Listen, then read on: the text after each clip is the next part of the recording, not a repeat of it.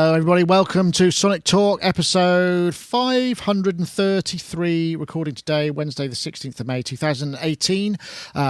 This is the podcast to do with music technology, synthesizers, controllers, software, DJ stuff, music production, live production, anything to do with the technology involved in making, performing, sometimes selling, whatever kind of music. So this is going to last about an hour. If this is your first time, please subscribe to us on YouTube. Our YouTube channel is Sonicstate, and you'll get a notification every time we go live, which is Wednesday 4 p.m. most times. In fact, we had a couple of breaks because Super Booth was not last week, the week before, and there's still quite a lot of stuff coming out from that. Super Booth, of course, big show in Berlin, and we want to welcome our guests. Before I do that, I just want to say thank you very much to iZotope. If you're into Neutron, mastering, processing your audio in any way, you can win a copy of Neutron 2 a little bit later on. It's about halfway through the show. So let's bring our chatties in. We've got the YouTube chat room, which if you subscribe, you'll be able to just grab that, youtube.com/Sonicstate/live. That'll give you that. And also our friends in the IRC chat room, which is our old school chat, which I've not titled properly this week. I forgot to update the title. Apologies to all of you people. My admin skills are a bit slack.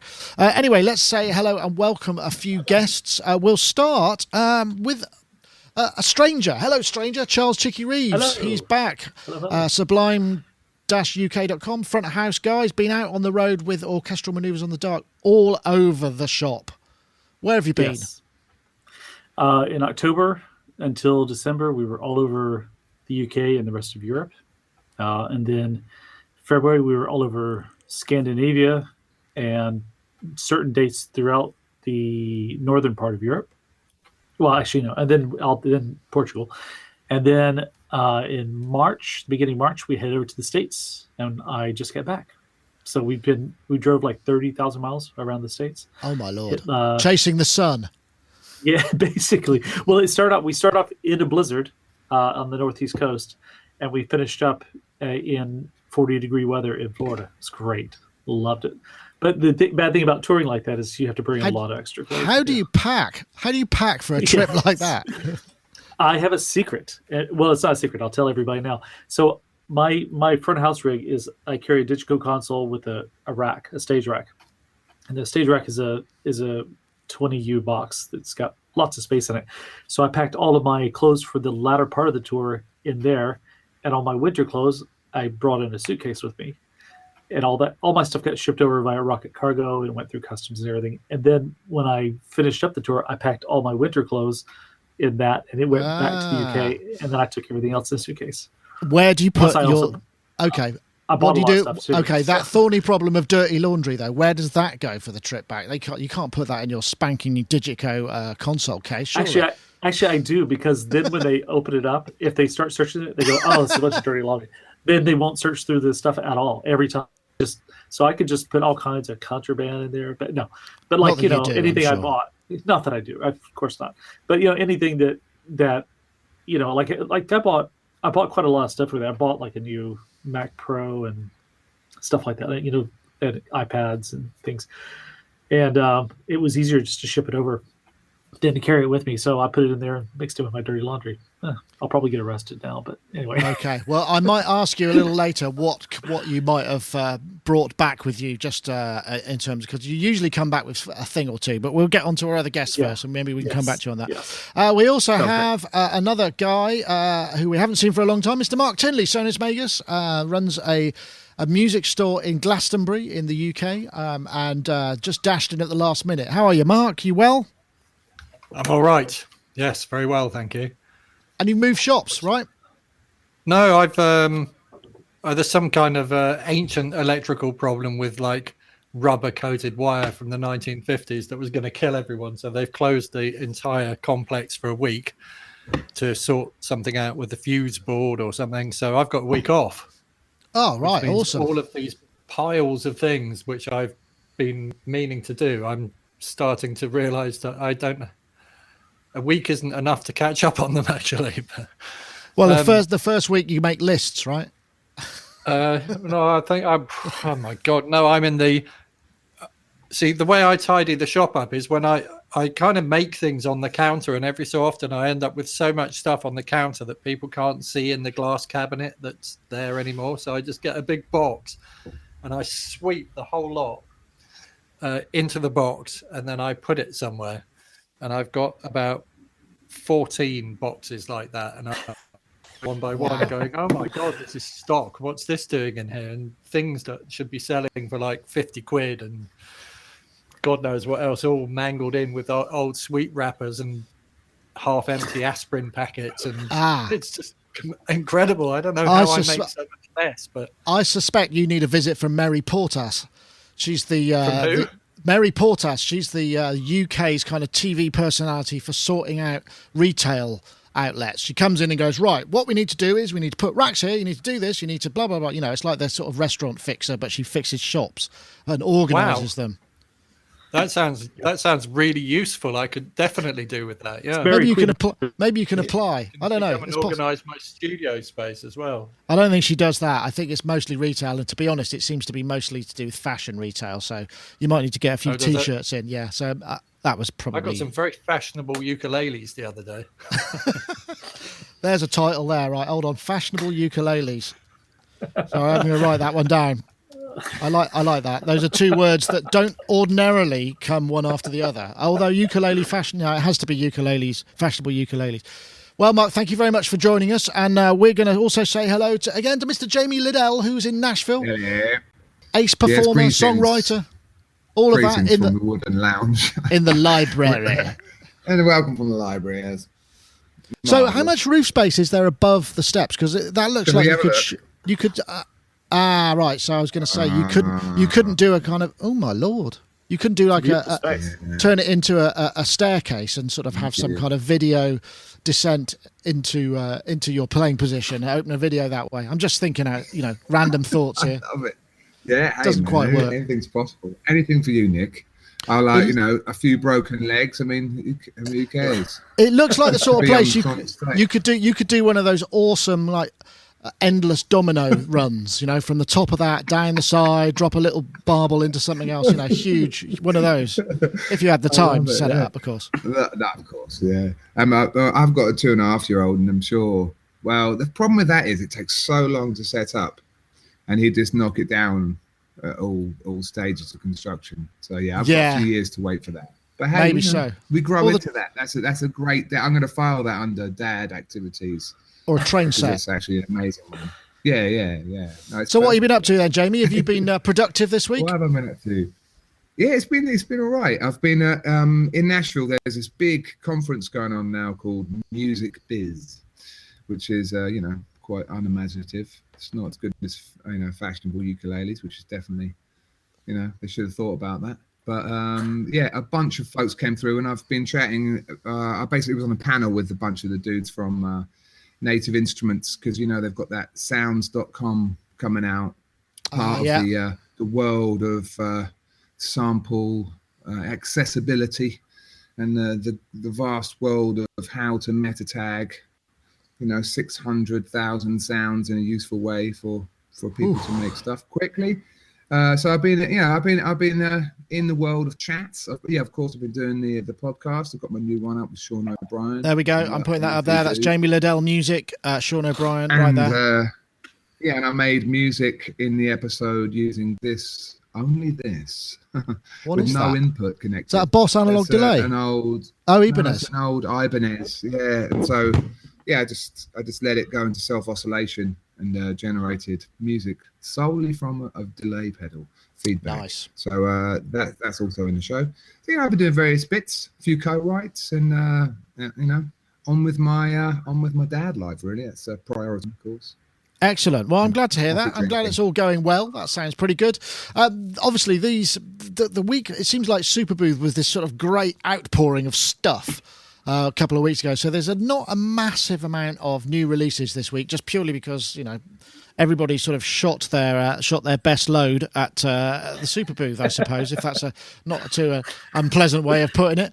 But we do have this, which is a new Moog. Oh, I said Moog right. This is the Grandmother, which is an interesting name for a synthesizer. Semi-modular, desktop. They've gone for the sort of colour-coded thing. It reminds me a bit of a 70s electronics kit crossed with a Rogue. 37 keys, sequencer, and yes, you can hear a spring reverb on there as well. In 2011, we began our legacy modular project where we began reintroducing some of Bob Moog's early This is a modular documentary systems. which kind of talks about the These build simple process and all those designs things. have These are available. They made 500 available for Moogfest, which is happening this weekend coming, I believe, in Asheville, where you get that and you can get a limited edition denim jacket to go with it, which I don't know what it might say across the back. Moog Grandmother, I don't know. It's interesting. I've yet to see it. That in itself will be quite an interesting news item. We see what it says on the denim jacket as well. Probably some tasteful patch embroidery of some kind. And yeah, it's got the Moog ladder filter, and it's also got a high pass filter, a couple of oscillators. Jamie, I'm going to come to you first because you've got a couple of Moogs in the background. So Moogie. you liking the colour? Do you like the colour of this? What do you reckon? I love it. I love the whole thing. But I'm one of those who, I think when people do get kind of drawn into the sort of, the retro allure and possibly distracted along the way and get it wrong, I think this is really getting it right. Things like the spring reverb. I mean, I'm a huge fan of that, and just popping it on board. That's just tasty. They've got some good in and out points, so you can connect it with other stuff, and sounds really good. I love the form factor. The colors are really cool. I just think I'm a big fan. It's channeling a bit of Radio Shack, isn't it, as well? There is a sort of which is quite nice. I mean, I put that in the headline, and I think people thought that was maybe a kind of disparaging comment, but I didn't think it wasn't supposed to be. There we go. Yeah, I heard that Moog was actually really upset when that thing with Realistic happened. There was like they were, yeah, preemptive Behringer moment, and I think it was definitely a source of major contention. So it's almost, maybe this is like payback, limited edition payback. Well, the actual unit itself isn't limited. They're just selling. I think they're selling 500 limited editions, special editions, which are the Moogfest editions at Moogfest. And normally it's a bit like Google always being in beta. Like the Sub 37 was sort of always a limited edition, but they made quite a lot of them. And I don't know how many they're making of this, but it's an interesting idea. Yeah, I'd love one. They're really cool. I just think they look good. I'd use that all the time. Yeah, I wonder. I mean, I suppose the thing I find I get less excited about is the ladder filter kind of thing. I just find that it's just like it would be nice if there was something else going on.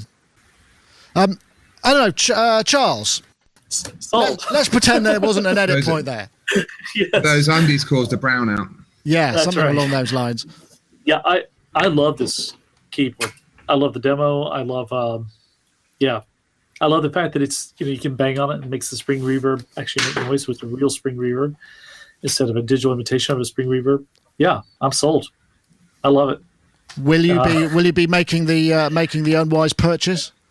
Yes, I will. In fact, I'll probably go over to America again because I go over there so much. I'm going to be back over there at some point this summer, so I'll see if I can get one while I'm over there. But I actually have a friend who lives in town, so maybe I'll have him go pick up one for me this weekend. Awesome. Do that. I wonder if that's even going to be possible given the amount of Mark, the amount of demand there will be. I mean, what they seem to do is figure out just the right amount to make sure that they will definitely sell all of them, which is great. I mean, 500 units. I think they're $899. I believe that's the price, isn't it? Yeah. I don't know, Mark, are you thrilled at the prospect? I mean, do you own any Moog stuff? Or are you like me, one of those people who could never afford it and it never fitted with the mix of your crappy 8-bit synths when you were coming up through the... I don't know. I think my Myers-Briggs type is innovator, if I remember rightly. And I find it really difficult to buy into anything that's been around for this long. So I'm not really into nostalgic, vintage, or old ways of doing things. I always want the newest thing to show up. I want to plug it in and I want to do something incredible with it the moment I plug it in. I used to go out and buy synths just so I could, whenever anything new came out, just so I could kind of be inspired by something that was leading edge. So I can't find that much about this that inspires me, really. So regardless of whether I could afford it or whether it would fit into my workflow or anything else. I just can't see myself buying one. It just doesn't make any sense to me. It's like, and the fact it's called Grandmother as well. It's just, that's probably because of the. I think that's probably because of the Mother 32, and it's like a bigger version of that, isn't that right? Yeah, Well, yeah, I suppose that's true. Yeah. it just looks old to me. Sorry, I quite like the colour. Although maybe it should be brown and orange, really. That's true. I don't want to say anything particularly negative about it. It's just I want things to be like, I want people to invent new stuff and to show me new stuff. And so, what's new though? What's actually new? What would be new? I want something that can process audio in the same way as my brain processes that VR reality when I put my son's HTC Vive on. So I want synthesis to take a leap into 3 dimensions, I suppose. So, and I know that's a difficult thing to do. And I want all of the components of my synthesizer to be made from little convolution modules. So each thing is a kind of a string of convolver engines, which can process stuff in 3D. That's what I want to see. Right. Okay. Well, will it have a spring reverb on it then? Yeah, that's unlikely. What's that? Can you hit it and go boing? I mean, yeah, but no, virtually probably. That would be you could do a VR spring reverb. It seems like the I can buy a reverb spring from Fender. You know, the reverb spring that goes inside a Fender amplifier. They sell those on their own for about $40, I think. So you could buy one of them and just hook it up on a send and return if you want that sound. Then you can kick it all day long. Can I kick it? That's true. Yes, you can. There's another one. Hold on, there's another title. Can I kick it? Kick the reverb. I feel really bad, but it just doesn't inspire me at all. So I apologise to Moog for feeling this way, but it's it's fair enough. Something new. Yeah, it's good. It's fair enough. It's totally fair enough. It's good that we've got a futurist in the house. Yes. Futurist in the I think house. the future's overrated, but there you go. Futurist in the house. So they're just coming thick and fast. It seems like I'm being told that the live stream is actually not sending any audio, which is slightly problematic. So what I might do, is just stop it a sec and restart. So we'll just hold tight a sec. It won't be long. Give us nobody's going to hearing this apart from me. Right, hold on one sec. I'll be back in 30 seconds. Hello.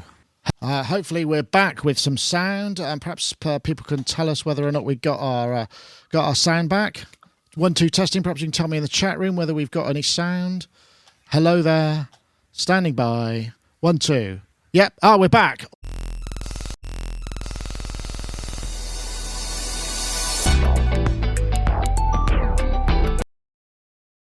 I love it, man. Anarchy in the house. Picture of live stuff, isn't it? That's the beauty of it all. That's what happens when things are live. So yes, that was the Moog Grandmother, available this weekend, and we're not sure what's going to happen afterwards. But mixed. Did everybody get a say? Overall, a thumbs up. Did everybody get a say? Sorry, I'm a bit flustered because I missed whether or not we did things in the right order. Not really me. Okay. Yeah, I mean, you kind of. What do you think? Well, I know. I think it looks really nice. What I've heard sounds really nice. It just feels like another way to present the same thing. I suppose that's my only misgiving about it. It would be, and I think the thing that seems to make it stand out are the colours and the spring reverb, which aren't really synthesis things, but that's okay. I mean, I think it's a good entry point, and it's going to have a different flavour. It's not saturated, right? So anyway, let's see what may be the time to do. We'll take a break while I compose myself, and we can have a word from our friends at iZotope. Of course, this is iZotope Neutron 2, which very kindly being offered as a prize for this week's show. Basically, it's a fantastic mix, processing, and audio processing, set of plugins that give you dynamic EQ, tonal balance, soft saturation, different compressor style, compressor gates, dynamic EQ, multi-band compressors. There's also, if you've got the advanced version, tonal balance, which allows you to sort of visualize the shape, masking meter, which I actually got an email from Rich Hilton who said he's been living with this. He just said it's absolutely fantastic for sorting out the bottom end that perhaps you can't hear in a fully treated room, which not everybody's in at all times. Hysteresis and hold on the gate, multi-band transient shaper again, which is another unique feature. Add punch to percussive elements, multi-band exciter as well. So there's lots and lots of ways you could use this. I mean, the Neutron 2 will work in conjunction with the Ozone 8 as well, so you can edit instances of Neutron 2 from within Neutron 8 to change the characteristics of a mix. Just so many options, and if you want to check it out, go to iZotope.com/Neutron. You'll be able to try a full demo. I think it lasts for 10 days, so you'll be able to get the whole thing. So I should quickly just say we did have a competition which we ran last week, which was, what did we ask you? We were looking for mixed masking meter and Neutron 2. We have a winner, and it's called someone called Dennis Kemp II. DT Kemp 1 or Kempel, I'm not sure, Kemp 1 perhaps it says. If you want to get in touch, we'll be able to send you a copy of Neutron 2. We've also got a competition this week as well, another copy of Neutron 2. You can win that again if we go to Twitter. Well, it's via Twitter. We need looking for the hashtag Visual Mixer and the hashtag Neutron 2 to @Sonicstate and @iZotope Inc. The hashtag Visual Mixer, the hashtag Neutron 2 to @Sonicstate and @iZotope Inc. Actually, speaking of hashtags, I don't know, does anyone watch the Eurovision Song Contest anymore? It's a yearly thing for me because I usually sit in Twitter and write snarky comments about everybody whilst drinking. And then all these people who follow Sonicstate go, what's this? What is this? And I have to explain to them because they can't watch the Eurovision Song Contest. And of course, this year, Israel won with a really sort of offbeat and unusual pop tune. Is that something you take any interest in, Jamie? It's one of those things. It's like a kind of private secret. It's like having one of those secret vices where you might enjoy Thomas the Tank Engine or something. Do you know what I mean? But don't like to talk about it. Is Eurovision one of your secret pleasures? Sadly not. I mean, I do remember the glory days of Bucks Fizz and stuff, of course. But then it's sort of. Nah, it's a bit shit, really, isn't it? But I mean, basically. What did catch my eye on Twitter though was a great musician friend of mine, Max Tundra, who I hope you're aware of because he is truly amazing. But he earnestly said that he would want to write the UK's Eurovision entry, which I thought was bold and refreshing. So if Max was to write one, I would probably tune in because he's a potent force and a creative workhorse. So that would do it for me. But, that's interesting. It's difficult, isn't it? Because I think what happens in a lot of countries who aren't maybe known for topping international charts with their musical output, it has a higher relevance because there's not necessarily a difference between what's happening in their pop charts and what's happening in the Eurovision. Whereas in the UK and probably US, if they were involved, there would be a difference, and it feels people treat it somehow inferiorly. I don't know, Charles Chicky Reeves, is that something have you ever been approached to work with a Eurovision artist? No. It's not only that. It's I've tried watching one when I first moved over here to the UK years ago, and then haven't tried since. Never mind. Sorry, it's just me then. It's just not my thing. Sorry about that. What about in the Tinley household? Do you some people have parties, Mark, where they either bring drinks from all the countries or foods. So every act comes on, they have to have sauerkraut or whatever it may be, just a little snack or a little drink from every single country. It turns into quite a kind of fun and interesting evening for some people. I've never done that before, but you've actually got me quite excited by Eurovision Song Contest now. Well, look, there we go.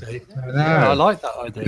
I dare say that some people think sounds bad, like it might be. No, it wasn't. No, it wasn't me. Not this time. No, and I've not done it, but I keep thinking, I should have organised it. That would be quite fun. The other thing that I did notice, because I was I was driving home, and on the radio was the BBC entertainment correspondent, whatever, and was talking about Eurovision, and because it is an anomaly in many ways. And what they said was a very high percentage of Eurovision winners are written by Swedes. There you Really? go. Yeah, and the vegetable. No, Swedish pops pensters. Anyway, that's it. They write everything. So basically, it's just more of the same. I suppose so. Swedes dominate. Dominance, yeah. I don't know, why is it that the Swedes? I mean, is it just efficiency? I mean, not to be terribly. There's actually there's a really good book on the subject called I think it's called The Song Factory or The Song Factory. It came out about 2 years ago, and it's an excellent book about that. It's this guy who writes for, I think, for the New York Times. He was taking this kid to school one day, and this kid started selecting all this music on the radio, and he's like, "What is it about this music that is like really drawing him in?" So he began this big investigation into the sort of the history of pop music, and the vast majority of this focuses on this group of people from Sweden and the history of how even they came up. It's quite fascinating. It's really, it's not about an efficiency thing. It's about, or some of it is about a cultural thing that was inspired. There was a strong movement in Sweden years and years ago to try to get away from having any Western music at all. And so everyone got these classical music educations. And what you ended up with was basically people who had this great classical education who then went on to become ABBA and people like that.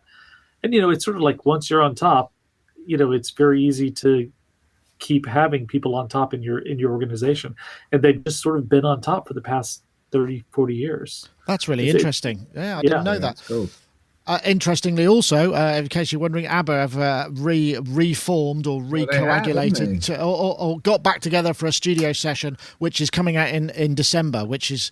I know this hasn't got much to do with electronic music, although they did use a lot of the technology of the day. I really hope it's good. I would hate for it to be that, oh, look what's happened to them scenario. Because in many ways, lots of people hate or love ABBA, but for the time, they are probably the most perfectly crafted pop songs, as a body of work in existence.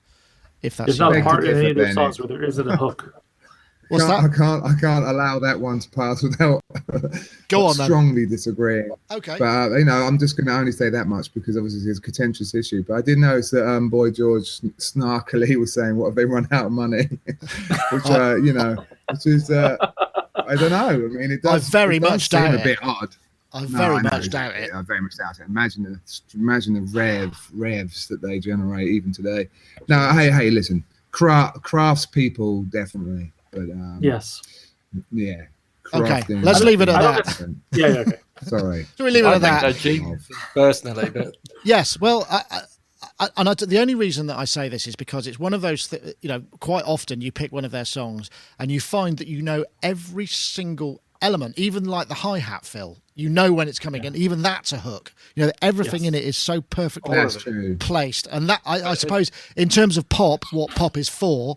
Then you've got to kind of credit where credit's due in many ways. Anyway, let's get on to something that maybe has something to do with music technology. What was it? Here we go. Got another topic. That's not it at all.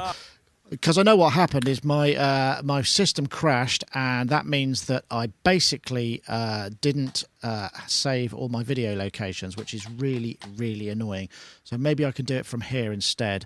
That's right. If I come to here, this is the Ctrl X MIDI controller, which is going to be a kickstart thing. Let's see if this will work. Yeah, that's a good start. Good.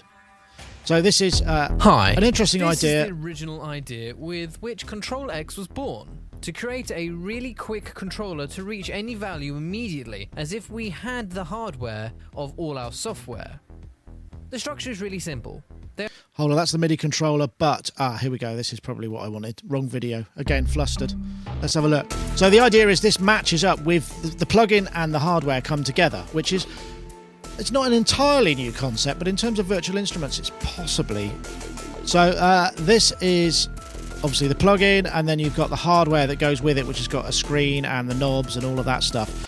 And I just thought, that's, it's a bold idea. We don't know how much it's going to cost. I think it's going to kickstart in May. But this idea, because obviously software, it in terms of features, is always going to sort of we all over hardware, because hardware is generally a fixed architecture and there's not much you can do about it. Whereas in this situation, we've got the possibility of changing it and then having the mix up between the hardware and software. I'm going to come to you, Jamie, first again, just purely because you know you've on the record on the show have said, you know, that software is kind of where it's at really in terms of innovation. What do you think about this as a concept? I wish them well, because I think obviously everyone wants to sort of get their hands on the power of the ever moving software world. So, I mean, the problem with software is it's on its own, isn't it?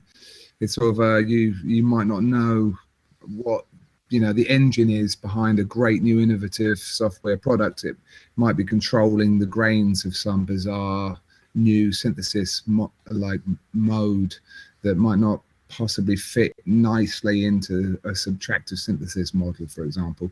So it seems a little bit churlish to put a template over all, if that is what indeed they're doing. I must admit I haven't looked into it, but at the same time, I just discovered I can use my little Avid Artist Mix inside Ableton, and it's been amazing. Just assigning MIDI to sliders. I mean, it seems absolutely ridiculous, but they're really good sliders, and I much prefer sliders to knobs. So yeah, I like the idea. I mean, obviously Omnisphere are all about it, and really there was a lot of excitement about sort of making software something that you could really get your hands on again. Like, obviously I love that. I like to sit in front of it to get involved with it. So That's the that in the end, that'd be awesome. That's the kind of the chase, isn't it? I mean, yeah, as in the chat room is pointed out, the boutiques with the plug outs, you know, that's another, we've got a piece of hardware with that sort of side of things. I know, Mark, I don't know what you think about this. I mean, the thing is, the new MIDI CI initiative, which if that comes out, you can query software or any hardware and it will tell you what it's got available. So might actually introduce a whole new breed of MIDI controllers that don't require a load of setup, even if it is tied in directly to the hardware. But I mean, I guess there are two questions here. What do you think of this, and what do you think of that? What I think of this is that my first impression of it is that it's an Arduino, so it's a computer, right? And it's control software. I would want to hear what the VST plugins actually like, and I quite like the idea, but I would want to see how it was implemented, because I've had so many of these kind of controller things which I think, oh, this is the answer to all my problems. I'll be able to like control like loads of stuff with this, and then actually it just generates loads of work because you have to set all sorts of stuff up. The only thing that's ever really worked for me, really worked for me, in fact, is the Ableton Push 2, which I've got sitting in front of me, which just happens to work with all of the Ableton plugins and is really well implemented. And I noticed that the knobs on this look remarkably like the knobs on the Ableton Push, don't they? They've got that little top hat kind of thing going on. Yeah, maybe. So I don't know. I'd like to try one and see how it works. I think Arduino in general is a very interesting platform. It's quite a powerful platform. I think as a central brain to something, it's probably at least as powerful as the stuff that we were using with MIDI in the 1980s. So I don't know. Without knowing the price point and without it is a little bit what the plugin sounds like, I'm not sure, but it looks good. It looks like it could be a viable thing. It could be. I mean, I suppose that my other point was the fact that with the new MIDI CI, which is bound to be implemented in software first, because, you know, this is I did have capability inquiry. So it'll say, these are the controls I've got. What do you want? So releasing a sort of fixed architecture controller at the moment feels like perhaps poor timing, because effectively you could use that in software to have an interface that looks a bit like this, or maybe it will be adaptable, that could just, you know, you plug a synth in and it just says, I'm here, this is what you can have. I mean, I don't know. What do you think? That never works out, though. I mean, even with the auto map and things like that, all the knobs are in the wrong place for me whenever anything like that happens. I think I don't need all that on this page. If I've got 8 knobs and it gives me 64 parameters, it never seems to intelligently put the parameters which you would expect to have near one another. They just kind of go in order of list of the way that the thing's programmed rather than doing anything useful. So yeah, I suppose, but I guess that's the again, sort of thing that could be lookup tables and a preferences, matrix and stuff. Charles, what do you think? Yeah. A of the concept and B of the forthcoming MIDI CI, which might make something like this slightly obsolete. Yeah. The software synth they had, I didn't hear anything particularly special about it. Maybe it's gonna be great. I don't know, but I didn't hear anything special. But this controller, I like the idea of it, but it's like, I have my push 2 and I've got a couple of other little controllers, but I really only use the push 2 because I don't really need another controller, and really, as far as if I'm going to use a software synth, I don't really have that much trouble with, using the trackpad and, dialing things in. And if I'm using a synth that's not software, like the Matrix Brute, I like having the hands-on thing. It's something is like slightly skeuomorphic about it. The idea of like feeling like you got to have this hands-on thing with something that's a piece of software. I don't know. It does. It's I don't know. It's I guess it's maybe a better metaphor would be like putting some kind of place to attach your horses to the front of your car, just in case you really want to have a horse pull your car. It's like I don't really see a need for it. Maybe there is a need for it. It is, but if it's super cheap, super cheap, okay, yeah, a little touch screen thing with some knobs on it, great. But I just I can't really get into something like this.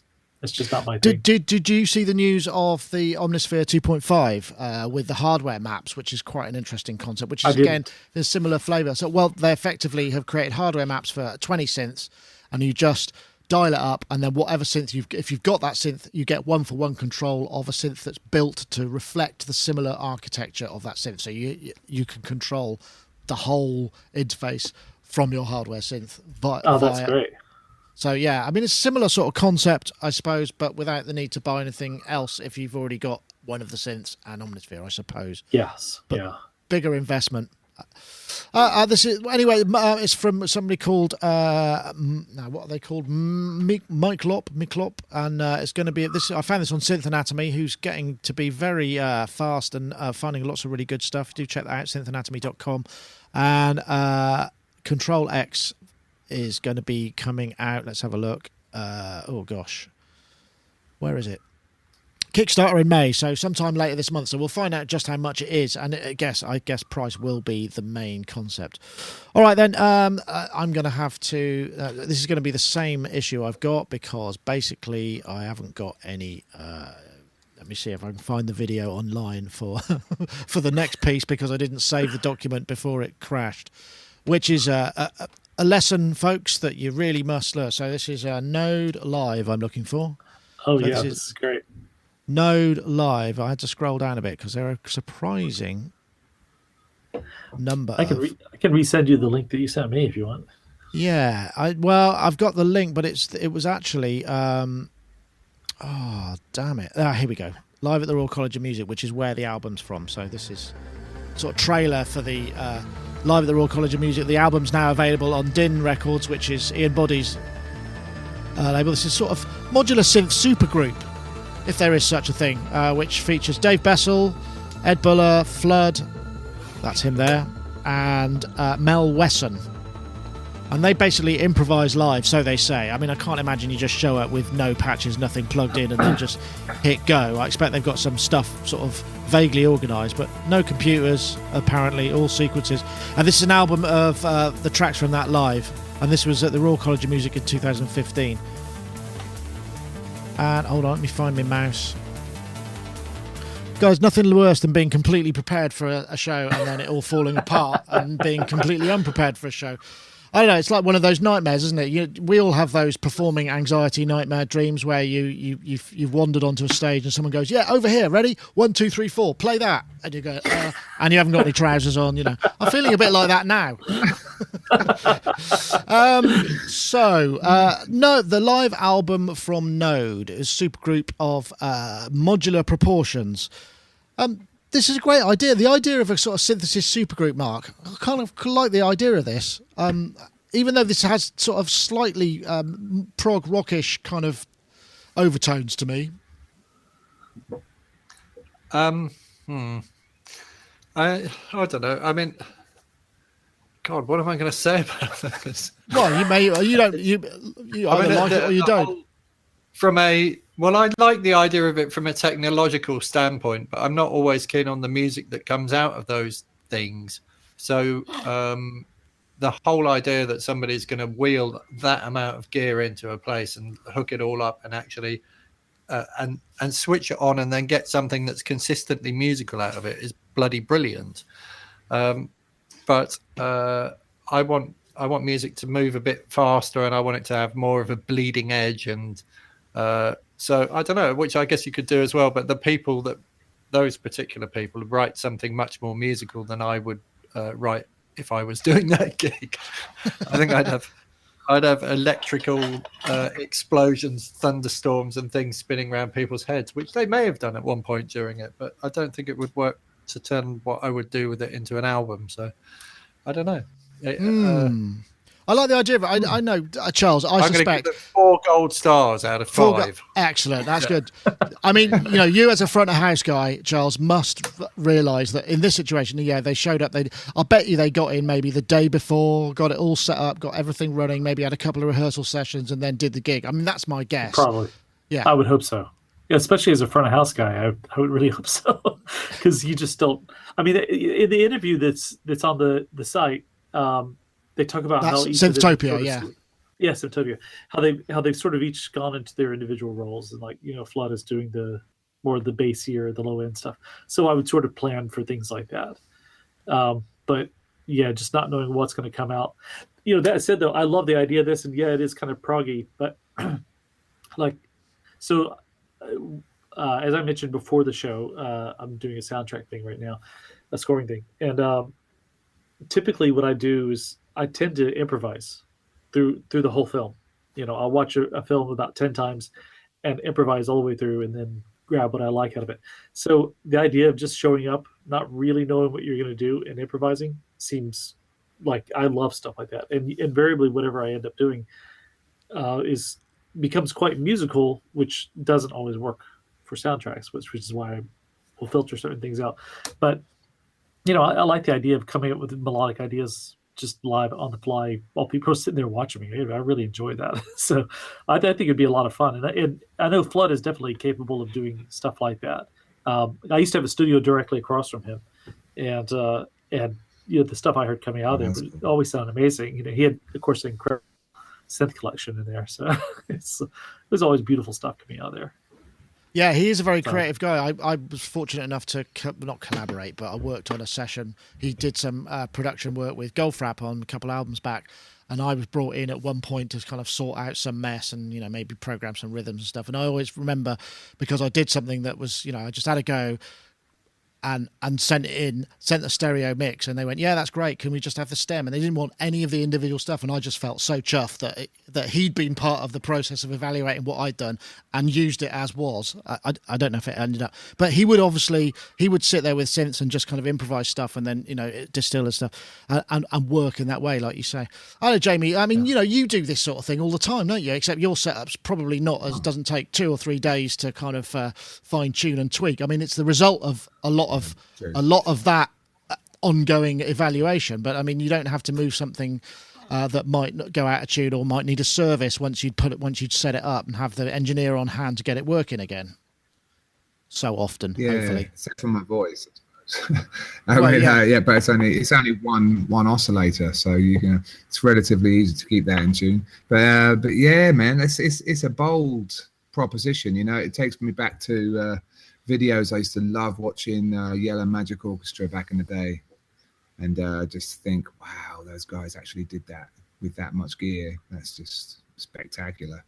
And it's cool just to see people trying to coax sounds out of massive sort of slightly wild beasts. So it's slightly like moving like wind. It's like kind of channeling wind.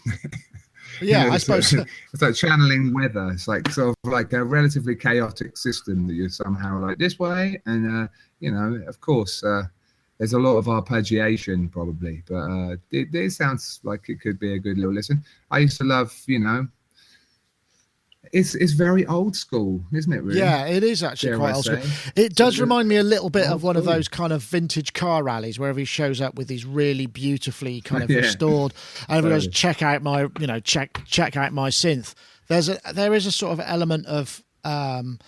That's why I was talking about prog, not prog rock in that sense, but in terms of excess, you know, this kind of huge Yeah. beast that you have to sort of set up in order to make some True. music, and then some kid could come along with a laptop or a synth and a reverb and get everybody rocking without having to go to all that trouble. You know, I mean, in some ways, it would be more impressive if it was True. 3 mono synths and they made this beautiful thing rather than this massive, which I'm sure they would be capable of as well. Absolutely be capable of. But still, a great spectacle. Oh yeah, I mean, I would go and see it. I thought it was I a want recent to- game. Sorry. I want to hear stories about them having to put all of the equipment on stage using forklift trucks. That would make it much more exciting. You want a Just the making of is a making of better video? than the Yeah, that actual would be making. kind of Yeah, fun. they wouldn't had it? so much Yeah. gear that they had to wheel, you know, bring it in on pallets, on forklifts, and 12 articulated lorries, and it'd be brilliant. Yeah, I suppose the thing is, I wonder what the relevance is for people other than guys like us who are of a certain age and can really appreciate those sort of synths for what they are and, you know, what they represent. Whereas whether there's so much relevance for a wider audience, I suppose it's a kind of it's of its time. But they've done a number of things. I mean, I'd be interested to see what they would do now. Whether all node gigs would follow the same kind of principle of having everything set up, or whether they might kind of set themselves equipment briefs or whatever, so that you could just set yourself a technical limitation. I mean, the technical limitation here is almost the fact that it's technically almost impossible to achieve, rather than the other way around, I suppose. Oh. I don't know. Okay, right. We got perhaps. We got to do this one. We've got just time for this one. Hey, Mike. No, we haven't, because I haven't got that one either. God damn it! Hold on, I'm going to find it. Yeah, here we go. I'm going to get this now. That was another one of those embarrassing data problems. This is basically Loopop, who I think last Super Booth he did a rendition of Tubular Bells on various synths that he went to demo. This time he's gone to Super Booth and he's done 20 plus synths in B flat. So let me see if we can let's play this and see what this happens. So Super Booth here, and I don't know quite how he does this.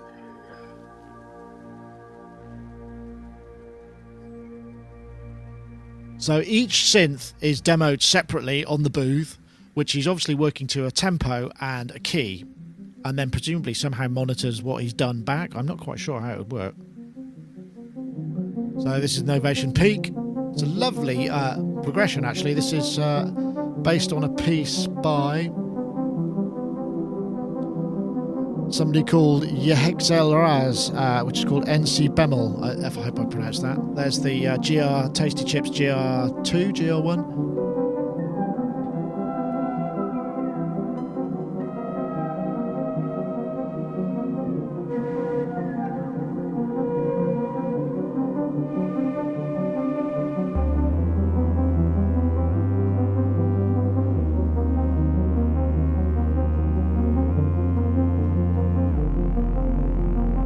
That sounds quite good, actually. That's the IK Multimedia Uno synth.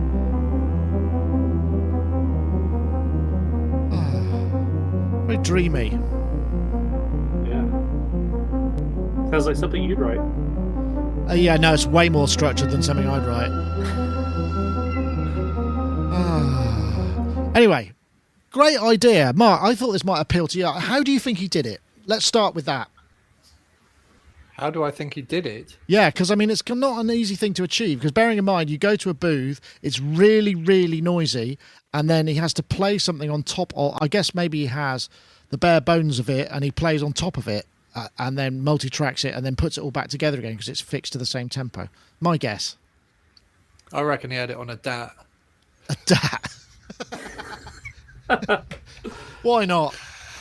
Oh God, I don't know. I mean, some of these demonstrators, they there should be a genre of music for demonstrators, because some of them are like way beyond any of the kind of musicians we all go like, oh, that person's the best keyboard player in the world, or this person's the best guitarist. Some, you know, I reckon demonstrators are the unsung heroes of music, because they kind of they can get musical performances out of things that you know, other people don't seem to be able to, if you know what I mean. So that's true sometimes. In some cases, I would agree. He's probably a genius.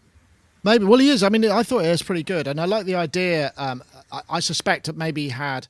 I'm just trying to think what hardware there is without taking a laptop along that allows you to overdub on top of something else. I mean, I don't think the Zooms do it.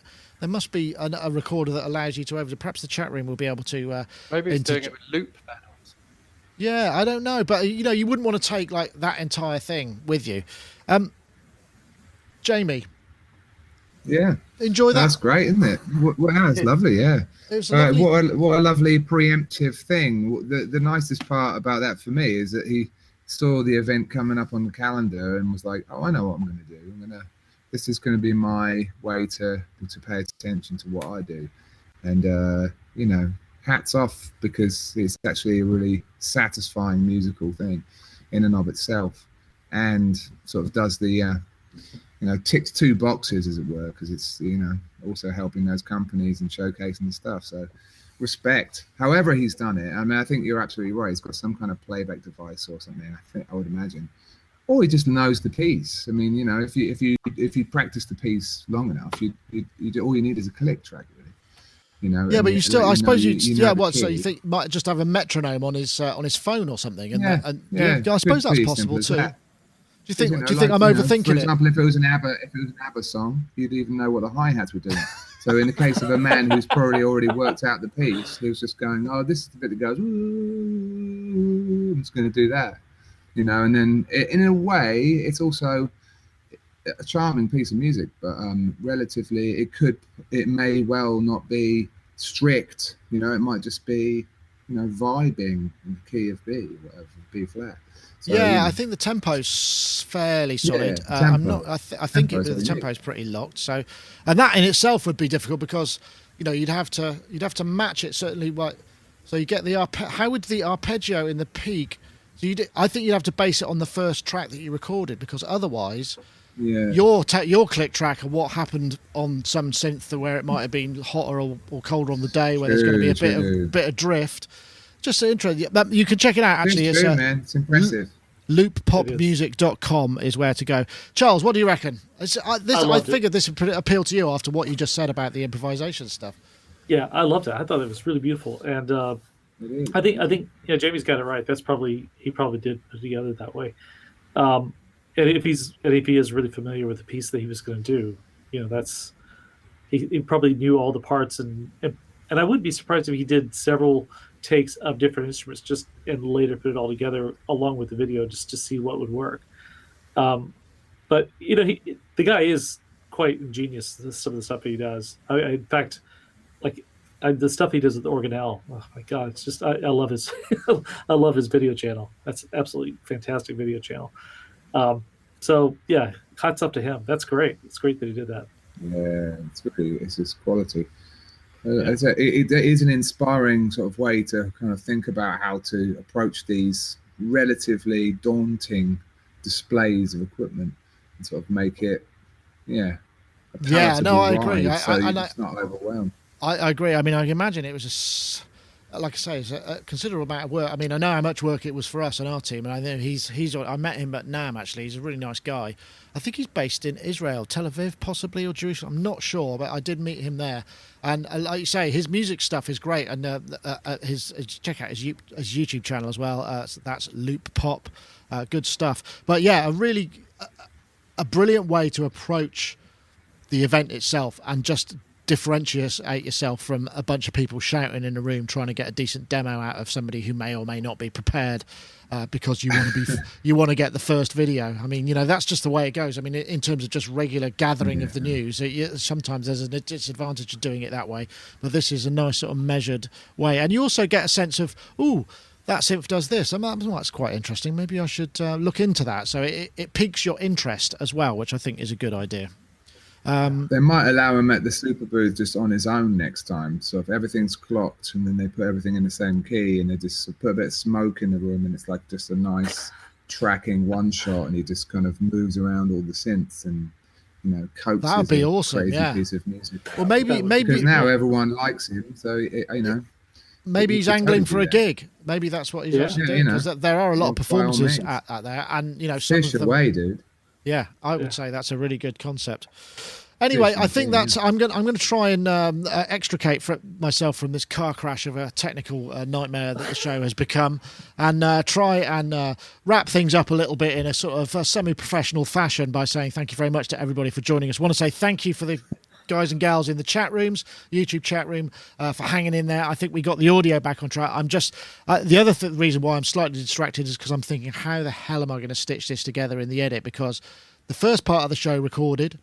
The second part of the show recorded only the video but not the audio, and then the second part of the show recorded the as normal. So there's this whole center section which will not be processed. We use Neutron 2 actually across the output bus of this, which is also worth mentioning. So yeah, it's going to be an interesting challenge. And speaking of Neutron 2, we were all recording with a click, weren't we? Yeah, I hope so. I had a click going all the time. Yeah, something like that. I always try to just dub my parts back in. Yeah, I'll send you a script and you can dub the parts back in. Yeah, that would be great. Together with the video munging compression. I'll see if I've got a plugin that can do that. But before we just do reaction shots at the end of the show. Yeah, that's true. Like over the shoulder stuff. Like so sonic reaction shots. It's sonic reaction shot. I don't know, just humming and ahhing. That's a good idea. There's another title. That sonic reaction shots. I'm going to type that down. Sonic reaction shots. That'll be intriguing. But before we go, also I should say, don't forget, if you want to enter and win iZotope's Neutron 2, we're looking for the hashtag visual mixer and the hashtag Neutron 2 to @Sonicstate and @iZotope Inc. That's the hashtag visual mixer, one word, and the hashtag Neutron 2 to @Sonicstate and @iZotope Inc. That's via Twitter. You'll be entered to the competition to win a copy of Neutron 2 next week. But in the meantime, we'll say goodbye to all our guests. Mark Tinley, thank you very much for joining us. I know it was a bit short notice, but hanging in there and pulling it together at the last minute. My hair otherwise, Look at that. Oh, 2 pairs of glasses. Mark, it wouldn't be the same if you didn't have a slightly wild and different hairstyle every time you came on the show. That's part of the thing. I've forgotten about the chat room. Have we got? How do I get to the chat room? Well, we've just finished the show, mate. So it's probably going to be closing down. I apologise to the chat room for not being on top of that. Never mind, Mark. Thank you very much for joining us. I'll be back in about 8 months, probably. When does your shop reopen again? Well, I went to speak to the landlord on Monday. He's officially closed it for a week, so officially it opens next Monday. But they've got to replace 13 fuse boards or something, so that sounds ominous as well. A lot of work. He said there's a chance I might be able to open on Saturday, so you never know. I might be out in the sun on Glastonbury High Street with all the lunatics eating ice cream. The free thinkers. Yes. Oh God! Every time I go up that high street, it gets more and more crazy. I thought I was a little bit mad before I moved here, but I've reframed that and put myself into being one of the sanest people in Glastonbury, and there are some very unusual thought processes and ideas and beliefs and all sorts of things out there. So I don't worry about being mad anymore. And I recommend that if you want to come somewhere colourful, vibrant, and interesting, to visit Glastonbury for the day. And visit your shop. Summer, it's completely crazy. Yeah, and come and buy something from me. Absolutely. SonusMegas.com. Thank you very much, Mark. And also Mr. Jamie Liddell. Thank you. Jamie Liddell there in Nashville, where you're back, presumably back to writing hit tunes and I don't know, Infernal Machine sample packs and all that kind of stuff. That's exactly right. Yeah, hey man, got to keep the lights on in this library. Absolutely, yeah. Even with such. You should. I was thinking though, you could just do a whole thing in your shop, just battery powered gear. Yeah, just that's like, a thought. if there's enough battery powered gear, then so it's an opportunity to do the special edition battery powered stuff. While they fix the fuse box. I did get asked for that quite a lot. Battery powered amps. Yeah, There lots you of go. that going on. I'd just like to point out that Jamie Liddell, also jamieliddellmusic.com for hanging out with audiophiles. We've got Sean O'Brien and there's up to episode 18. So lots of good listening stuff, audio stuff there. Thank you very much, Jamie, for joining us. A Thanks. pleasure as ever. Appreciate the plug in there, Nick. Very nice. No problem. But yeah, no, and I've had some love and responses from people watching from the show. So thanks to everyone for coming brilliant. on and checking Glad the to hear podcast as well. Appreciate it. Very Good. nice. Thank you. Well, thank you. And also, Mr. Charles Chicky Reeves back in the country. You back for a while now, or are you jetting off? Where's your next jet point? I think I'm going to Germany for a few shows and then Poland for a show. But generally speaking, I'm in the UK for kind of the foreseeable future. For at least for the rest of this year, we're doing a bunch of shows, but it's here, and then I've got a lot of stuff I got to do here in the studio, so I can't really leave the country too much. So I'll be around, which is good. Excellent. Glad to hear it. Yeah. Well, on that note, we'll say goodbye. Thank you very much for watching, everybody. That was Sonic Talk, sort of limped along technically, but I'll try and stitch it all together. So if you're watching this and wondering what I was talking about, you obviously weren't watching live. You're watching the recorded version. Thank you very much. That's it for this week. See you later. Bye.